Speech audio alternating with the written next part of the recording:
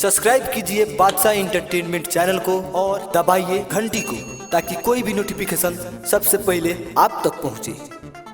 बोला बोला बाबा महेंद्रनाथ की बोला देवी है मंगलास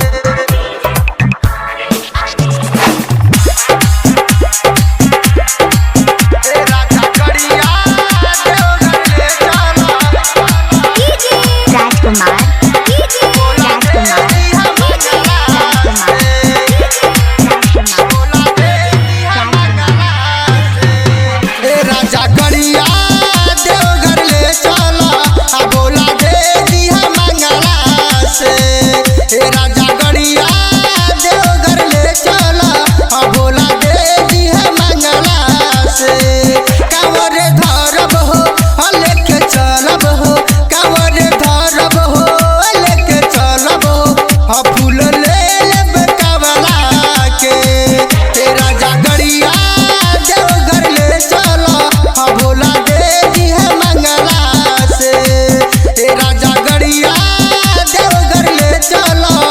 भोला देवी है मंगलास कांवर धरब हो लेके चलब हो कांवर धरब हो लेके चलब हो फूल ले लेब कमला के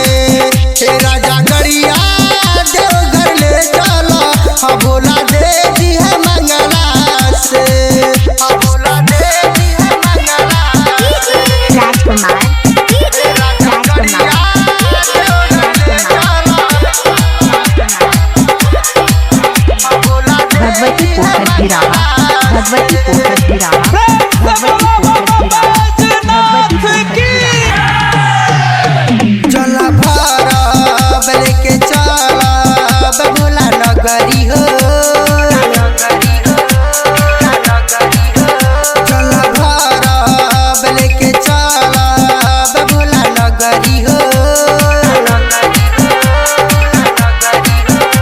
हाँ वहाँ जे जलवा चढ़ावे जिला सगरी हो राजा सगरी हो हे राजा सगरी हो चल भरब लेके चलब भोला नगरी हो चल भरब लेके चलब भोला नगरी हो हाँ वहाँ जे जलवा चढ़ावे जिला सगरी हो हे राजा सगरी हो जिला सगरी हो लंगे पावे जाइब भोला के मनाइब भोला दे दिहे ललना के तेरा झकड़िया देवघर ले चला भोला दे दिहा मंगलास तेरा झकड़िया देवघर ले चला भोला दे दिहा मंगलास तेरा झकड़िया राजकुमार भोला देवी है मंगलास भगवती पोखर गिरावा भगवती पोखर गिरावा भगवती पोखर गिरावा भगवती पोखर गिरावा लागे सावन मन भावन भोला नगरिया हो लागे सावन मन भावन भोला नगरिया हो हाँ राइटर भुना सबर तू बन राजा कंवरिया हो सुन कंवरिया हो